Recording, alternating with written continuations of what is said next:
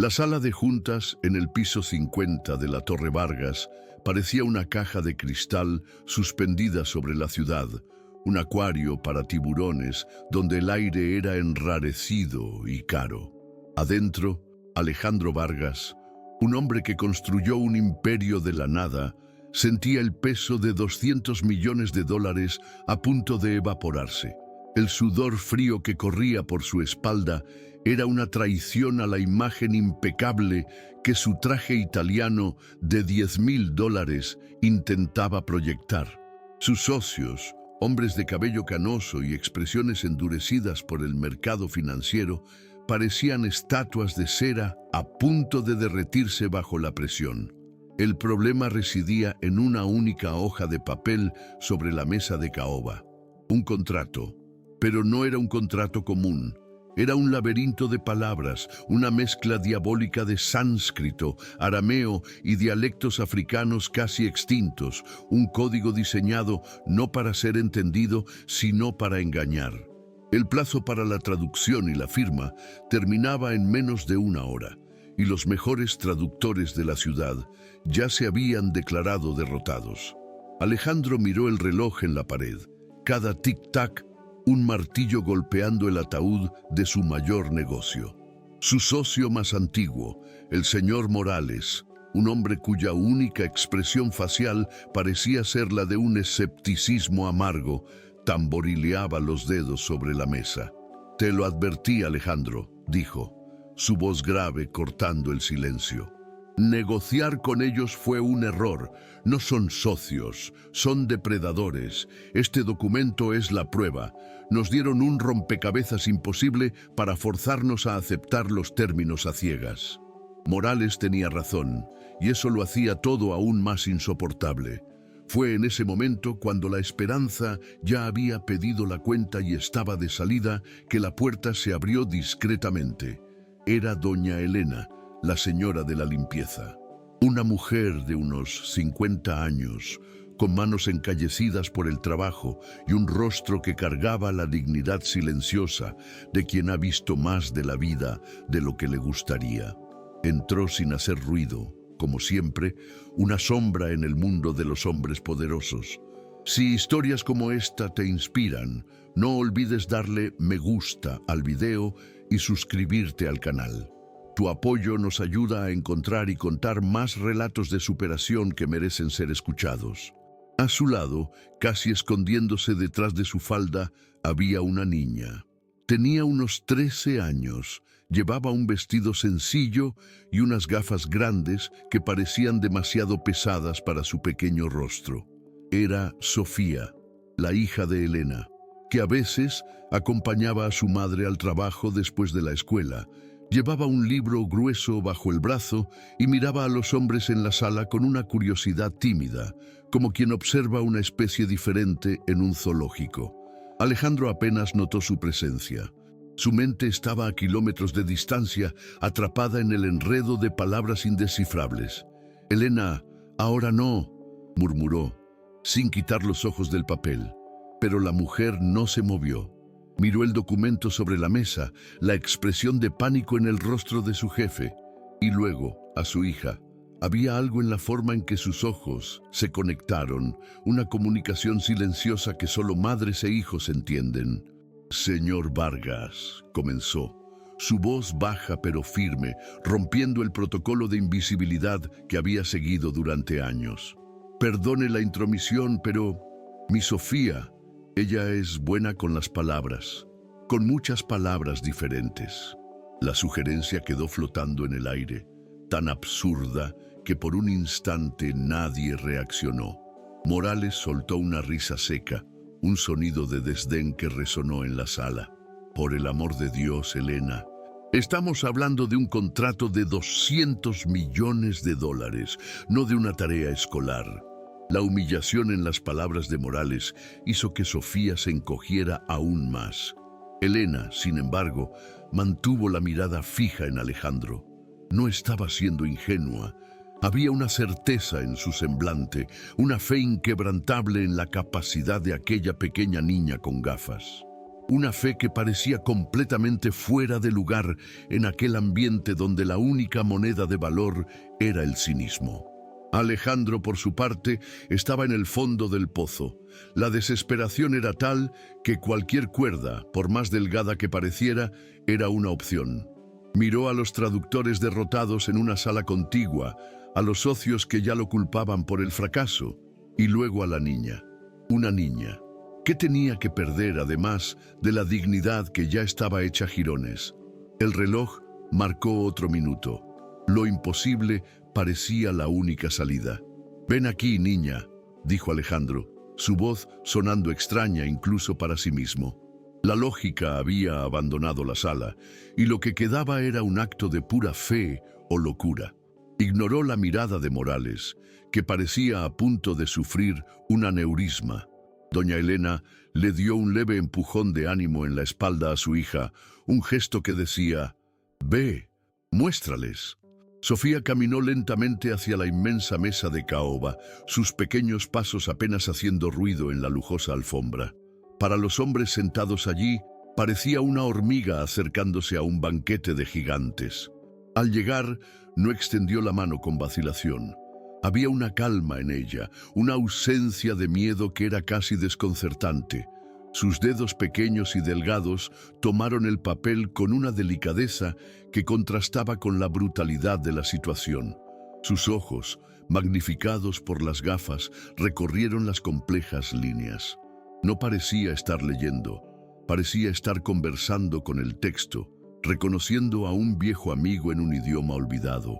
El mundo a su alrededor, con sus hombres de traje y millones en juego, pareció desaparecer. «Tal vez pueda recitarles un poema», se burló Morales, cruzando los brazos. «Eso seguramente los convencerá de darnos el dinero». Pero su voz se perdió en el vacío, pues Sofía comenzó a hablar. Y lo que salió de su boca no fue la voz de una niña de 13 años. Fue una melodía de sílabas antiguas, una cadencia perfecta en arameo que silenció la sala instantáneamente. Las palabras fluían con una autoridad que ninguno de los traductores profesionales había logrado siquiera arañar. Un silencio pesado y denso cayó sobre la sala. Los socios se miraron entre sí, las máscaras de cinismo resquebrajándose. Alejandro se inclinó hacia adelante, con los codos sobre la mesa, el cuerpo tenso como una cuerda de violín. No entendía ni una sola palabra, pero entendía la fluidez, entendía la maestría. Era como escuchar a un virtuoso tocar un instrumento que ni siquiera sabía que existía. La burla de Morales murió en su garganta, reemplazada por una pálida expresión de incredulidad. Después de un párrafo, se detuvo, respiró hondo y, sin mirar a nadie, continuó leyendo, pero esta vez en un dialecto suajili arcaico, con clics y tonos que parecían imposibles para alguien que no hubiera nacido en esa cultura. No solo estaba traduciendo, estaba habitando los idiomas. Era una demostración de poder tan pura e innegable que el valor del contrato pareció de repente pequeño en comparación. La niña no era buena con las palabras, estaba hecha de ellas. Finalmente dejó de leer. Colocó el papel de nuevo sobre la mesa con el mismo cuidado con que lo tomó y levantó los ojos hacia Alejandro. «Señor Vargas», dijo, su voz volviendo a ser la de una niña, pero ahora cargada con un peso diferente. «Esto no es un contrato, es una jaula, y la puerta está a punto de cerrarse». La simplicidad de la metáfora fue más aterradora que cualquier jerga legal. «¿Qué quieres decir con jaula?», preguntó Alejandro, su voz apenas un susurro. Sofía señaló una de las primeras líneas del documento. «Aquí», explicó, «usan una forma verbal del sánscrito védico que casi nadie conoce. La traducción literal habla de un período de ajuste de 30 días. Pero gramaticalmente, esa forma verbal crea una anulación temporal si ocurre un evento astronómico específico». Hizo una pausa, subiéndose las gafas por la nariz. «El plazo no es de 30 días, es de 30 días, a menos que el solsticio de invierno ocurra antes, y ocurre el próximo martes. El aire fue succionado de la sala. Uno de los socios tomó su teléfono y tras unos segundos de teclear frenéticamente, confirmó la fecha del solsticio. Miró a los demás con el rostro blanco como un fantasma. Habrían firmado el contrato y perdido el plazo en menos de 7 días. La percepción de la trampa cayó sobre ellos como un yunque. Era una trampa brillante, maliciosa y completamente legal, escondida a plena vista en un idioma muerto. Morales, que momentos antes se reía de la niña, ahora la miraba con una mezcla de horror y reverencia. No solo estaba equivocado, había sido un idiota arrogante, y la hija de la señora de la limpieza era la única persona en la sala lo suficientemente inteligente como para darse cuenta. Alejandro sintió un escalofrío recorrer su espina dorsal. Miró a través del cristal a su equipo de traductores, hombres con diplomas de universidades de renombre que aún se rascaban la cabeza, completamente inútiles. Y luego miró a Sofía, que ya analizaba otra parte del documento, ajena al caos emocional que había creado. Comprendió en ese momento que la presencia de esa niña no era una coincidencia, era una intervención. La niña no era solo la clave para la traducción, era la clave para la supervivencia. Doña Elena observaba desde cerca de la puerta una pequeña y casi imperceptible sonrisa de orgullo en sus labios. No estaba sorprendida. Siempre supo quién era su hija. El resto del mundo apenas estaba comenzando a descubrirlo. Alejandro se levantó, caminó hacia la ventana y miró la ciudad abajo. El imperio que construyó estaba al borde del abismo y su única esperanza era una niña de 13 años. Se dio la vuelta, la decisión estampada en su rostro. «Morales, cállate y aprende», ordenó, su voz sin dejar lugar a argumentos. Miró a doña Elena con un respeto que nunca antes había mostrado. «Señora, su hija acaba de salvar a esta empresa de un desastre». Luego sus ojos se encontraron con los de Sofía. El poder en la sala se había reorganizado por completo. El dinero, la edad, el estatus, nada de eso importaba ya. Lo único que importaba era la mente brillante detrás de aquellas grandes gafas. La calma de Sofía contrastaba violentamente con la tormenta que se formaba en la sala. Mientras los socios murmuraban en pánico, ella continuaba su análisis, con el ceño fruncido en concentración. «Hay más», anunció, su voz firme atrayendo la atención de todos de nuevo. La trampa del plazo era solo el cebo. El verdadero veneno está aquí. Su dedo se deslizó hacia el centro de la página, a un bloque de texto escrito en una caligrafía cuneiforme sumeria, un detalle que los demás ni siquiera habían reconocido como lenguaje. «Eso parece decoración», dijo uno de los socios, incrédulo. «Es una cláusula de patente», corrigió Sofía. «No están pidiendo la licencia de nuestra tecnología principal, como pensábamos. La estructura legal codificada aquí exige la transferencia integral y perpetua de los registros originales de nuestra investigación y desarrollo. No quieren alquilar la tecnología, quieren robarla, quieren ser los dueños». La revelación fue como un puñetazo en el estómago. La tecnología era el alma de la empresa, valía 10 veces más que el valor del contrato. Alejandro sintió que la sangre se le helaba. Había pasado 15 años de su vida desarrollando esa tecnología. Entregarla sería lo mismo que vender su propia alma. Miró a Morales, cuyo rostro ahora exhibía el color pálido del arrepentimiento. No estaban negociando un acuerdo. Estaban participando en su propia ejecución, y la niña era la única que podía leer la sentencia de muerte antes de que fuera firmada. Pero lo peor aún estaba por venir. Sofía dio la vuelta al papel, señalando una pequeña anotación al pie de página, escrita en un dialecto maya que usaba símbolos en lugar de letras. «Y este es el chantaje», dijo en voz baja. «Es una referencia velada a un incidente de hace 18 meses, una brecha de seguridad en nuestro sistema que fue encubierta. Ellos lo saben y están diciendo que si no aceptamos los términos, esa información se hará pública». Ahora el silencio era absoluto, mortal. La sala de juntas ya no era una caja de cristal, era una cámara de tortura. Fue en ese momento que Alejandro tomó la decisión más importante de su carrera. No miró a sus socios, no consultó a sus abogados, caminó hasta el lado de Sofía, se arrodilló para quedar a la altura de sus ojos, ignorando por completo lo absurdo de la escena. Un magnate de rodillas ante la hija de la señora de la limpieza. Sofía, dijo, su voz llena de una urgencia desesperada. ¿Qué hacemos? Dime qué hacer. La pregunta de Alejandro no era una petición de traducción, era una transferencia de poder. Él ya no estaba al mando.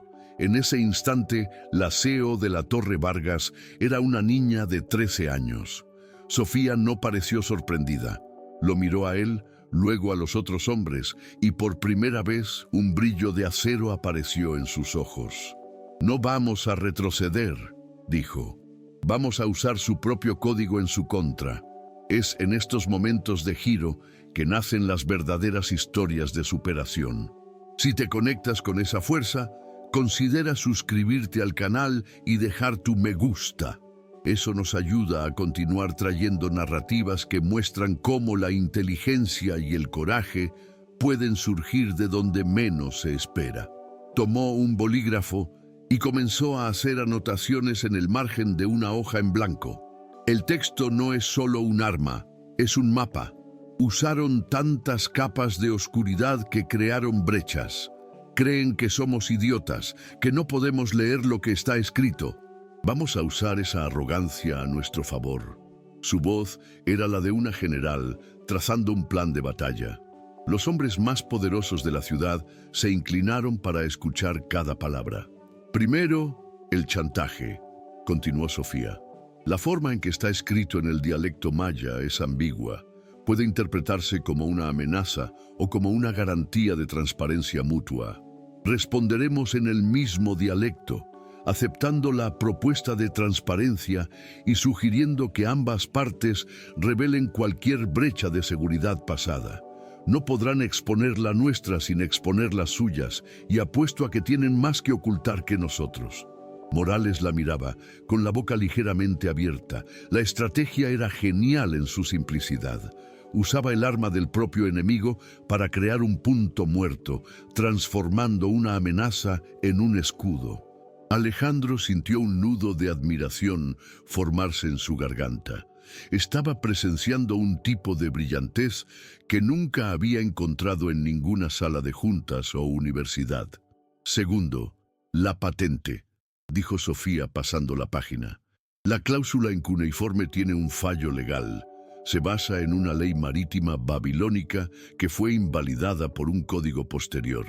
Es un error de aficionado, probablemente porque nunca pensaron que alguien profundizaría tanto. Redactaremos nuestra respuesta en acadio, citando el código más reciente, y transformaremos la transferencia de propiedad en un acuerdo de licencia exclusiva con regalías revisables anualmente. No solo estaba neutralizando el robo, estaba creando una fuente de ingresos continua. Los socios, antes paralizados por el miedo, ahora intercambiaban miradas de asombro y admiración. La niña estaba, en tiempo real, reescribiendo el futuro de la empresa. Estaba desmontando la bomba y con las mismas piezas construyendo una caja fuerte. Y finalmente, el plazo, dijo con una pequeña sonrisa. Vamos a aceptar el plazo del solsticio, pero añadiremos una condición usando la misma estructura verbal del sánscrito que ellos usaron. La condición será que la firma final solo puede ocurrir después de una purificación ceremonial del acuerdo, una tradición védica que lleva convenientemente 2 semanas. Eso nos devuelve el plazo original y además los hace parecer tontos por no conocer la propia cultura que intentaron usar en nuestra contra. La sala estalló en un murmullo de emoción.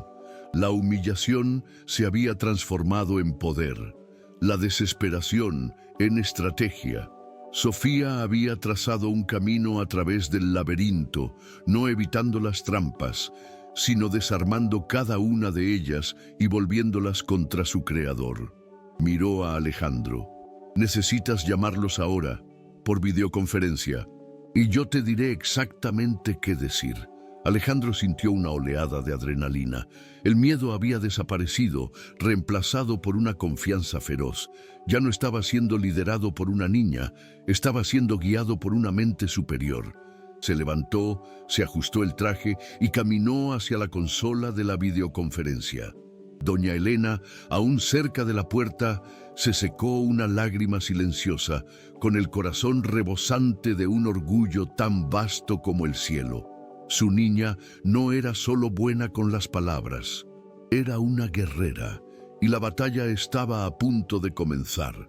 La pantalla de la videoconferencia se encendió, revelando los rostros de los socios extranjeros. Eran hombres con sonrisas depredadoras y ojos que calculaban ganancias sobre la ruina ajena. Esperaban encontrar a un Alejandro Vargas acorralado, suplicante, listo para firmar su propia rendición.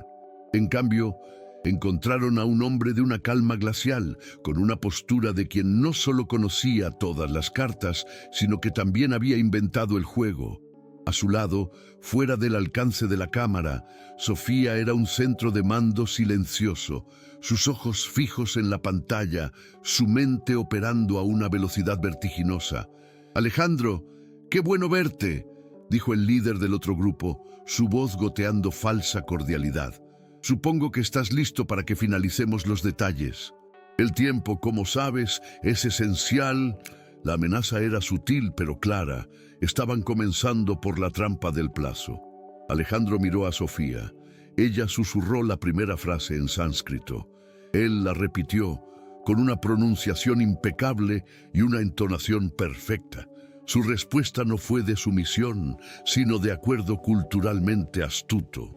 Comunicó que aceptaba de buen grado la urgencia impuesta por el solsticio, pero que, en respeto a las tradiciones que ellos mismos habían invocado, insistía en la purificación ceremonial del acuerdo. La confusión en los rostros del otro lado fue inmediata y deliciosa. Quedaron atrapados. Rechazar la ceremonia sería admitir que el uso del sánscrito era una farsa. Aceptarla les devolvería el plazo que intentaron robar. El primer pilar de su trampa se había derrumbado, transformado en una columna de soporte para la estrategia de Alejandro. A continuación, pasaron a la cláusula de la tecnología. Sobre la patente, comenzó el negociador, intentando recuperar el control. «Necesitamos asegurar la transferencia de los registros para consolidar nuestra asociación». Sofía susurró de nuevo, esta vez en acadio. Alejandro, como un actor en su mejor papel, transmitió el mensaje. Citó la antigua ley babilónica que habían usado y, a continuación, el código posterior que la invalidaba, exponiendo su pequeño error legal con una cortesía mortal. La expresión de los socios pasó de la confusión al shock. Habían sido atrapados, desenmascarados por una erudición que no imaginaban que existiera en el otro lado. Fue entonces cuando Alejandro, todavía bajo la tutela de Sofía, presentó la contrapropuesta, el acuerdo de licencia con regalías anuales. El intento de robo total se había convertido en una negociación de alquiler donde tendrían que pagar para siempre. La sala de Alejandro apenas contenía la respiración. Era un nocaut intelectual. Desesperados, los socios jugaron su última carta, el chantaje.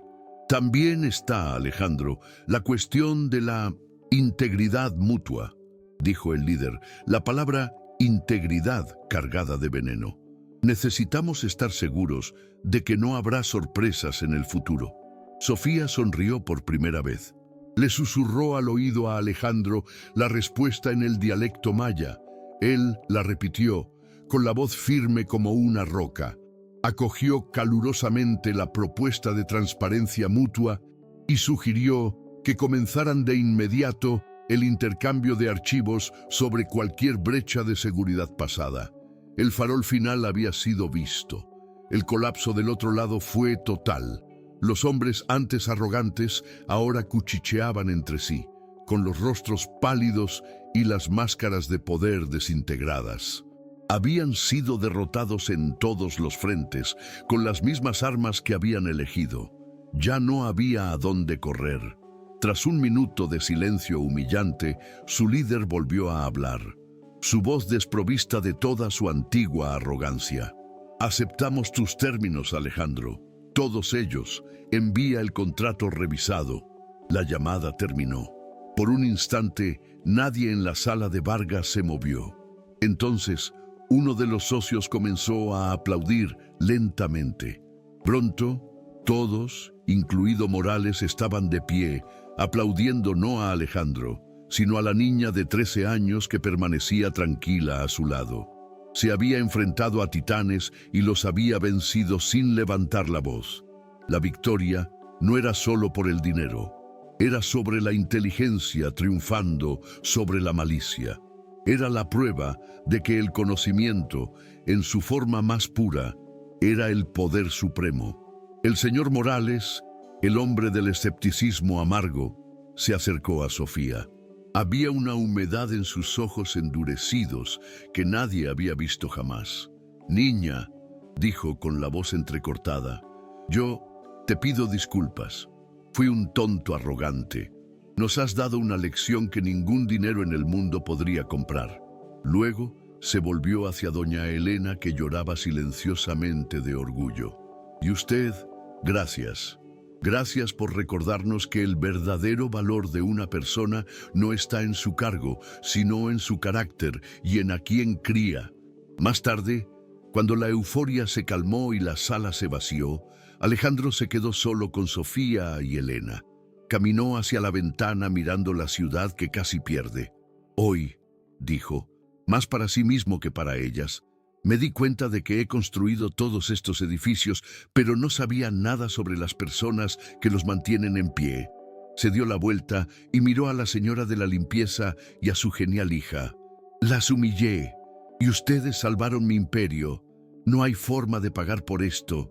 «No tiene que pagar, señor», dijo Elena con su dignidad de siempre. «Solo vea a las personas a su alrededor». Alejandro asintió, la lección finalmente aprendida, grabada en su alma. Ese día no ganó $200 millones. Ganó algo infinitamente más precioso: humildad. Comprendió que el prejuicio es una forma de ceguera y que en cada rincón del mundo, en cada persona que subestimamos, puede haber un gigante dormido esperando la oportunidad de levantarse. La historia de Sofía no es solo sobre una niña brillante, es sobre el potencial infinito que reside en lo inesperado. Nos recuerda que los héroes rara vez se parecen a lo que esperamos y que la inteligencia no tiene código postal ni clase social. Cada uno de nosotros se cruza con Sofías todos los días, personas con talentos extraordinarios escondidos bajo uniformes, timidez o prejuicios. La pregunta es, ¿estamos prestando atención? Si esta historia te ha conmovido y te ha hecho creer en el poder de lo inesperado, por favor, dale me gusta a este video y suscríbete al canal. Cada suscripción nos ayuda a construir una comunidad que celebra la superación y nos da fuerza para encontrar más narrativas como esta, demostrando que, a veces, la persona que limpia el suelo es la única que puede evitar que el techo se derrumbe.